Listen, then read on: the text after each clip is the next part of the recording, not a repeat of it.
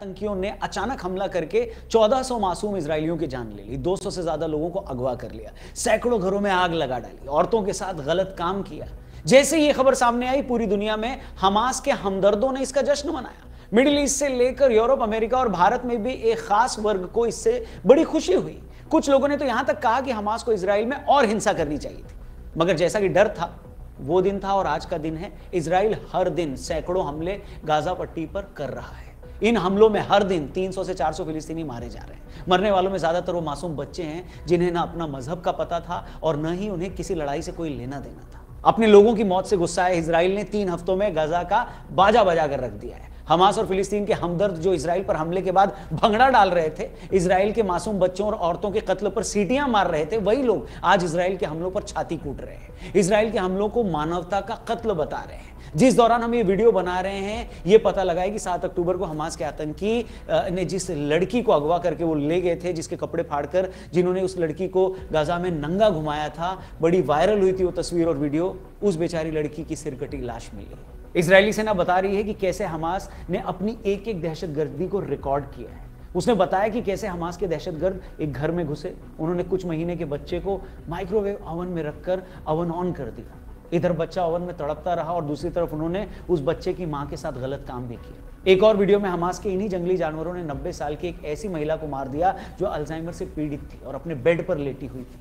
उन बेचारी को तो यह भी तक पता नहीं था कि वो खुद कौन है, मगर इन जल्लादों ने उस औरत को भी नहीं बख्शा। हमास के वहशीपन की ऐसी एक नहीं, सैकड़ों कहानियां हैं। अब आप ही बताइए, ऐसी हैवानियत के बाद किसी देश का खून नहीं खौलेगा तो क्या होगा? अगर भारत के लोगों के साथ ऐसा कोई कर दे तो क्या भारत उस मुल्क को मिट्टी में नहीं मिला देगा? बिल्कुल मिला देगा। मगर कल तक इजराइल के लोगों की मौत का जश्न मनाने वाले आज इजराइल के बदले पर अपनी पैंट गीली कर रहे हैं। पिछवाड़े पर पड़ते हर एक लठ के बाद मुंह से हाय अम्मी बोल रहे हैं। दुनिया में कोई भी सभ्य आदमी कभी भी दूसरे की मौत का जश्न नहीं मना सकता, न ही किसी की मौत को जस्टिफाई कर सकता है। मगर इतना जरूर साफ कर दूं कि आज जो भी गाजा में हो रहा है, जितनी भी मौतें गाजा में हो रही हैं, उसके लिए इजराइल नहीं बल्कि हमास जिम्मेदार है। मार भले इजराइल रहा है, मगर फिलिस्तीन के हजारों बेगुनाहों की मौत का जिम्मेदार हमास है। कैसे, आइए इसी पर बात करते हैं। मैं चाहूंगा इस वीडियो को आप ध्यान से देखें और ये वीडियो अगर आपको सही लगे तो इस वीडियो को आगे जरूर शेयर करिएगा, क्योंकि आपका इस वीडियो को शेयर करना हमारी बहुत मदद करेगा, क्योंकि हम बड़ी मेहनत से ये वीडियो बनाते हैं। आगे दोस्तों, हमास पर बदले की कार्रवाई में इजराइल लगातार गाजा पट्टी पर बम बरसा रहा है। अब तक 8000 फिलिस्तीनी इसमें मारे जा चुके हैं। मरने वालों में बड़ी संख्या छोटे छोटे मासूम बच्चों की है। ये वो बच्चे हैं जिनकी कोई पॉलिटिकल आइडियोलॉजी नहीं थी। इन्हें ना हमास से मतलब था ना इजराइल से। दुनिया के बाकी बच्चों की तरह भी ये बस पढ़ना और खेलना चाहते थे, अपने माँ बाप का प्यार चाहते थे। मगर इस पूरी लड़ाई में सबसे ज्यादा शिकार यही मासूम बच्चे हुए हैं। ये एक ऐसा सच है जिसे सुनकर और समझकर किसी भी इंसान का कलेजा मुंह में आ जाए। हमास से हमदर्दी रखने वाले इसके लिए इजराइल को कसूरवार बता रहे हैं, मगर मुझे लगता है कि फिलिस्तीनियों की मौत का असल कसूरवार इजराइल नहीं, हमास ही है। बड़े ध्यान से सुनिएगा अब मैं जो कहने जा रहा हूं, और अगर बात आपको सही न लगे तो बेझिझक कमेंट बॉक्स में आप कुछ भी मुझसे कह सकते हैं, कमेंट कर सकते हैं, क्योंकि एक एग्जाम्पल से मैं अब आपको यह मुद्दा समझाने की कोशिश करता हूं। अब सोचिए, फर्ज करिए रात का वक्त है, आप अपनी गाड़ी से कहीं जा रहे हैं, तभी एक गाड़ी रैश तरीके से आपको ओवरटेक करती है और वो आपकी गाड़ी को साइड से हिट करके टच करके आगे निकल जाती है। आप ये देखते हैं कि उस गाड़ी में कुछ गुंडे टाइप के लोग बैठे हैं, गाड़ी में तेज म्यूजिक बज रहा है, शायद उन्होंने शराब भी पी रखी है। आपके साथ आपकी कार में आपकी बीवी और 2 छोटे बच्चे हैं। मैं पूछता हूं, ऐसी सिचुएशन में आप क्या करेंगे?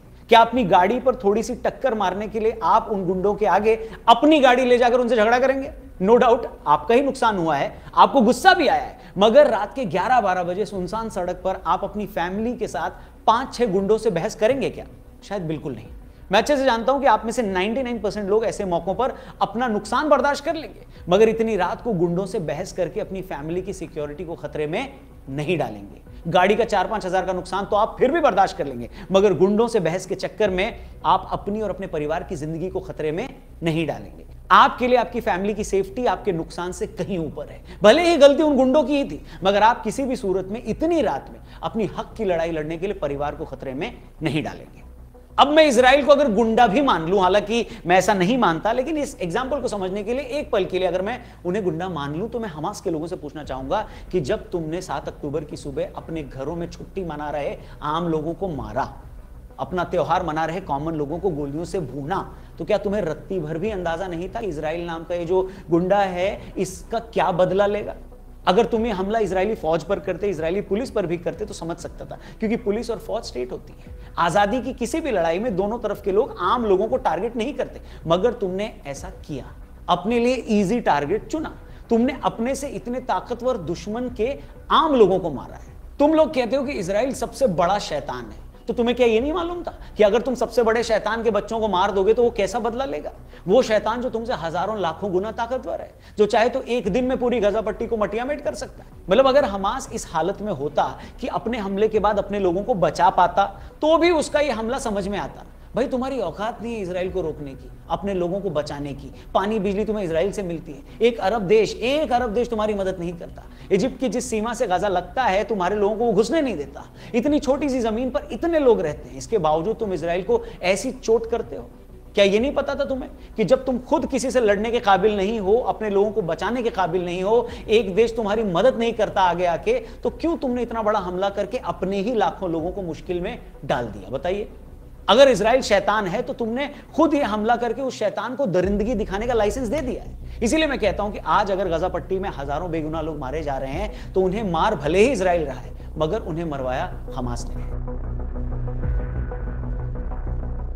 हमास के हमदर्द कहते हैं कि भैया इजराइल तो अस्पतालों पर हमले करता है, मगर यही लोग इन अस्पतालों के नीचे सुरंगें बनाकर रह रहे हैं, इन्हीं अस्पतालों से अपने ऑपरेशन कर रहे हैं। अगर इन्हीं अस्पतालों में हमास के आतंकी छिपे हैं तो इजराइल क्या करे?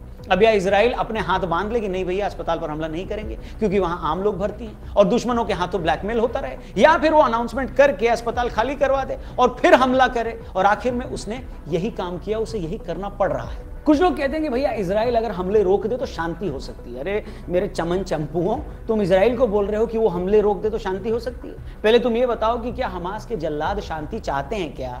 हमास के चार्टर में तो साफ लिखा है कि इजराइल से किसी तरह की बातचीत करना टाइम वेस्ट करना है। इजराइल से कोई बातचीत नहीं हो सकती, उसका खात्मा ही इस प्रॉब्लम का एकमात्र सॉल्यूशन है। मतलब ये हमास मानता है। ये तो वही बात हो गई कि कोई सीकिया पहलवान खली जैसे से भिड़ रहा है, खली के हाथ लगने पर ही सीकिया पहलवान के कंधे में फ्रैक्चर हो रहा है, उसकी कमर में मोच आ रही है। अब खली इसमें क्या करे? या तो सीकिया पहलवान से लड़ाई छोड़ दे, हार मान ले, या ये कबूल कर ले कि भैया हम दोनों अलग अलग वेट कैटेगरी के पहलवान हैं और मुझे इससे नहीं लड़ना है। हमास की हालत तो ये है कि हर दिन सैकड़ों चांटे भी खाने हैं, खुद तो पिटना है, अपने घर वालों को भी लहूलुहान करवाना है, मगर अकड़ नहीं छोड़नी है। अरे भैया लड़ो, हक की लड़ाई लड़ो, बनता है, कौन रोकता तुम्हें? जब अंग्रेजों ने भारत पर कब्जा किया था तो भारत ने भी लड़ाई लड़ी थी, मगर गांधी जी को भी ये पता था कि अगर हमने हिंसा का रास्ता चुना तो अंग्रेजों को कत्लेआम करने का लाइसेंस मिल जाएगा, इसलिए हमने नॉन वायलेंस को हथियार बनाया। यही बात मशहूर पत्रकार स्वामीनाथन अय्यर जी ने इस हफ्ते टाइम्स ऑफ इंडिया के अपने कॉलम में भी लिखी थी।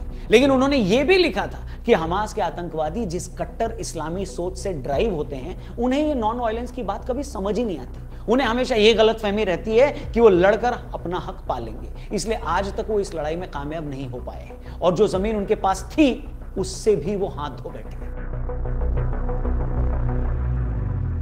दोस्तों, जिस तरह इजराइल ने अपने हमलों की इंटेंसिटी कम नहीं की है, ऐसा लगता है कि वो अभी और कई दिन ऐसे हमले जारी रखेगा। जैसा कि इजराइल के पीएम नेतन्याहू ने कहा है कि ये लड़ाई हमास को धरती से उखाड़ फेंकने तक चलती रहेगी। इसलिए यही लग रहा है कि इजराइल धीरे धीरे गजा में आगे बढ़ेगा। क्या वो वेस्ट बैंक की तरह गजा में भी अपनी कॉलोनियां बनाएगा? क्या वो फिलिस्तीनियों को पूरी तरह गजा से निकालकर इजिप्ट को मजबूर करेगा कि इन लोगों को अपने देश में ले लो? ये अभी देखना होगा। बाकी इतिहास इस बात का गवाह है कि बिना लोकल लोगों को हटाए दुनिया का ताकतवर से ताकतवर देश भी किसी दूसरे देश पर कब्जा करके नहीं रह सकता। अमेरिका को देख लो, इतने साल अफगानिस्तान में रहा, आखिरकार वो तालिबान को नहीं हटा पाया, उसे वापस आना पड़ा। इसी अमेरिका को इराक से भी वापस आना पड़ा था, सोवियत भी अफगानिस्तान से भाग गए थे, अमेरिका को भी वियतनाम से मुंह की खानी पड़ी थी। इसीलिए इजराइल भी फिलिस्तीनियों को गजा में रहते हुए, उनके वहां रहते हुए वहां पर कब्जा नहीं कर सकता। अब देखना होगा कि इजराइल गजा में अपने ऑपरेशन को कैसे बढ़ाता है, मगर अभी जो हालात हैं, ऐसा लगता है कि इस खून खराबे का दौर कई और दिनों तक चलने वाला है। इजराइल हमले करता रहेगा, हमास भी जवाबी हमले करेगा। ईरान कई दिनों से इस लड़ाई में कूदने की धमकी तो दे रहा है, मगर अमेरिका के इजराइल के साथ आने के बाद उसकी हिम्मत नहीं पड़ रही है कि वो सीधे सीधे इस लड़ाई में कूदे।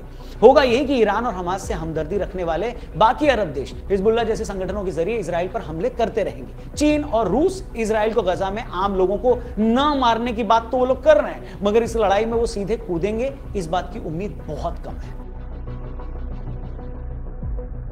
आखिर में यह बात जरूर कहूंगा दोस्तों कि जो अरब देश आज इजराइल पर मुसलमानों के साथ अत्याचार का रोना रो रहे हैं, क्या वो खुद बता सकते हैं कि खुद उन्होंने अपने अपने देशों में क्रिश्चियंस और यहूदियों के साथ क्या क्या किया है?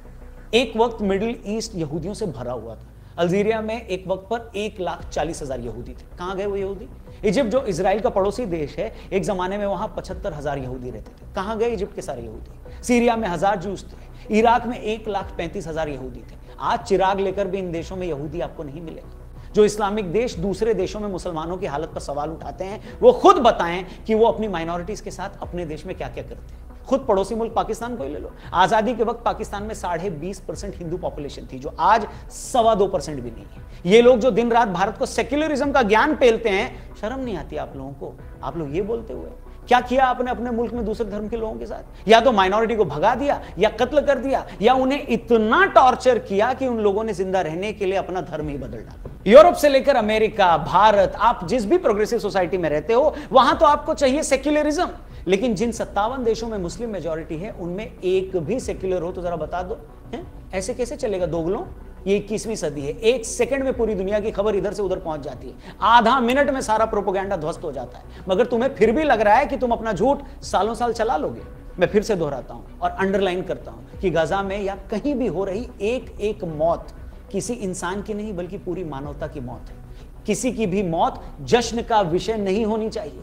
मगर कहते हैं ना कि जब आप एक उंगली दूसरे की तरफ उठाते हैं तो बाकी 4 उंगलियां खुद आपकी तरफ इशारा कर रही होती हैं। मैं पहले भी कह चुका हूं और फिर से बोल रहा हूं कि जिन लोगों को, फिलिस्तीन के लोगों को उनके घर से बेघर करने का दुख हो रहा है, ये लोग कश्मीरी पंडितों पर कभी कुछ क्यों नहीं बोलते? अगर आज इजराइल फिलिस्तीनियों का असली घर है, तो ऋषि कश्यप की भूमि कश्मीर क्या कश्मीरी पंडितों का असल घर नहीं था क्या? क्या वो कश्मीरी पंडित उस कश्मीर के असली बाशिंदे नहीं थे क्या? मगर इतनी बेशर्मी तुम कहां से ले आते हो? भारत में रहकर तुम इंसानियत के नाम पर, फिलिस्तीनियों के नाम पर तो आंसू बहाते हो, मगर अपने ही देश के पंडितों का दर्द भूल जाते हो। कहां से लाते हो इतनी बेशर्मी? निशब्द हूं मैं और पूरा समाज, समझ में नहीं आ रहा कि और क्या बोले। अगर आपको समझ में आ रहा है तो कमेंट सेक्शन में जरूर हमको कमेंट करके बताएं। उम्मीद